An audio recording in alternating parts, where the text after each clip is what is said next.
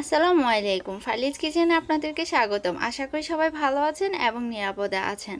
আপনাদের ভালো থাকার জন্য খাদ্য অভ্যাসটা অনেক বেশি জরুরি, আর আপনাদের সঠিক এবং প্রপার মজাদার খাদ্য অভ্যাস গড়ে তোলার জন্য আমাদের সবসময় চেষ্টা থাকে ভিন্ন ভিন্ন মজাদার স্বাদের এবং হাইজেনিক রেসিপিগুলো আপনাদের সামনে প্রেজেন্ট করা। তারই ধারাবাহিকতায় আজকে আপনাদের জন্য নিয়ে আসলাম ওটস স্যুপ তৈরি করার রেসিপিটি।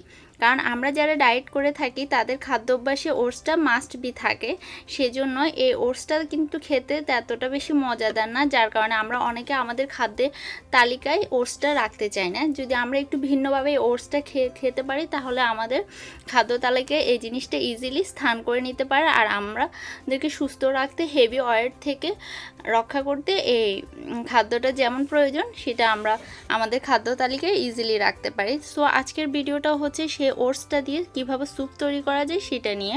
চলেন তাহলে আপনাদেরকে আজকে আমি ফুল ভিডিওতে দেখাবো কিভাবে ওটস দিয়ে স্যুপ তৈরি করতে পারেন। আর এই ওটস দিয়ে স্যুপ তৈরি করাটা কিন্তু খুব ইজি। অল্প সময়ের মধ্যে আপনার ঘরে থাকা উপকরণগুলো দিয়ে আপনি ওটস দিয়ে স্যুপটা তৈরি করতে পারেন। আর এই ওটসের স্যুপটা সকালের নাস্তায় অথবা বিকালে, বা যারা রাতে অনেক বেশি ডিনার করে না, হালকা একটু ডিনার করে, তাদের জন্য এই রেসিপিটা অনেক বেশি উপকারী হবে বলে আশা করছি। আর আপনারা এটা অবশ্যই ট্রাই করবেন আমার ভিডিওটা দেখে।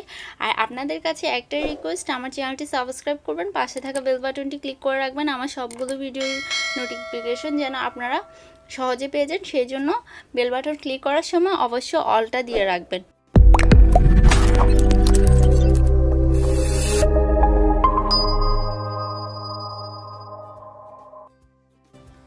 ওটস স্যুপ তৈরি করার জন্য আমি প্রথমে নিয়ে নিচ্ছি পরিমাণ মতো পানি, অর্থাৎ আমি যতটুকু তৈরি করব ওই অনুযায়ী পানি দিয়ে দিচ্ছি একটু বেশি করে, যেহেতু এটা বয়েল হলে অনেকটা পানি কমে যাবে, সেজন্য একটু বেশি করে পানিটা দিয়ে দেওয়া। পানিতে দিয়ে দিচ্ছি কাঁচামরিচ দুটি, কারণ আমি এখানে 2 জনের পরিমাণে পানিটা নিয়েছি স্যুপ তৈরি করব, সেজন্য আমি এখানে 2টি কাঁচামরিচ ইউজ করতেছি। কাঁচামরিচগুলো ঝাল আছে, আর আপনারা চাইলে ঝালের পরিমাণটা কমিয়ে এবং বাড়িয়ে দিতে পারেন, সেটা আপনাদের পছন্দ অনুযায়ী। এরপর দিয়ে দিচ্ছি ধনিয়া পাতা। ধনিয়া পাতাটাকে কুচি কুচি করে দিয়ে দিচ্ছি। আর আমি কাঁচামরিচ এবং ধনিয়া পাতাটা ফার্স্টে দিচ্ছি, কারণ পানিটা বয়েল হতে হতে এটা থেকে সুন্দর একটা স্মেল এবং ঝালটাও বাইর হয়ে পানির সাথে অ্যাডজাস্ট হয়ে যাবে, সেজন্য এই দুইটা প্রথমে দিয়ে দিচ্ছি। এটাকে এখন আমি একটা ঢাকনা দিয়ে কিছুক্ষণ অপেক্ষা করব পানিটা বয়েল হওয়ার জন্য। পানিটা যখন ফুটে আসবে তখন আমি এখানে দিয়ে দিব গাজর। সেটা হচ্ছে আপনাদের পছন্দ অনুযায়ী, চাইলে এটা স্কিপও করতে পারেন। যখন গাজরটা বয়েল হয়ে যাবে এরপর আমি এখানের মধ্যে দিয়ে দিচ্ছি স্যুপ। এটা হচ্ছে রেডিমেড স্যুপ, আপনারা আপনাদের যে কোনো ফ্লেভারের স্যুপ ইউজ করতে পারেন। আর এখানের মধ্যেই দিয়ে দিব আমি ওটসটা, অর্থাৎ যেটা বেসিক জিনিস এই ওটসটা, সেটা এই স্যুপের সাথে দিয়ে দিলে হয়ে যাবে ওটস স্যুপ। আর এটা খেতেও কিন্তু দারুণ হবে।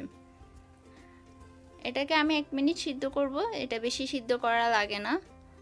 একটি ডিম ফেটে দিয়ে দিচ্ছি। ডিমটাকে একটু কাঁটা চামচের সাহায্যে ঘুটে দিলাম, যেহেতু এটাকে ছোটো ছোটো স্ক্রাম্বল আকারে হয় সেই জন্য। এরপর আমি এটাতে অ্যাড করতেছি টমেটো সস। চাইলে কেউ বাদ দিতে পারেন, টমেটো সসটা দিলে টেস্টটা একটু ভালো আসে। আর নামানোর আগে এখানে ধনিয়া পাতা কুচি দিয়ে নামিয়ে নিব। খুব ইজিলি কিন্তু ওটস স্যুপটা তৈরি হয়ে গেছে, অনলি 5 মিনিটস, এর চেয়ে কম সময় লাগে। যারা অনেক বেশি বিজি থাকেন এবং স্বাস্থ্য সচেতন তারা কিন্তু খুব কম সময়ে এভাবে ওটস স্যুপটা তৈরি করে খেতে পারেন। আর সাথে লেবুর রস দিলে কিন্তু ওটস স্যুপের স্বাদটা আরও অনেক বেশি বেড়ে যায়, খেতেও অনেক ভালো লাগে, সেজন্য এখানে লেবুটা অ্যাড করা। ধন্যবাদ ফালিজ কিচেনের সাথে থাকার জন্য। আসসালামু আলাইকুম।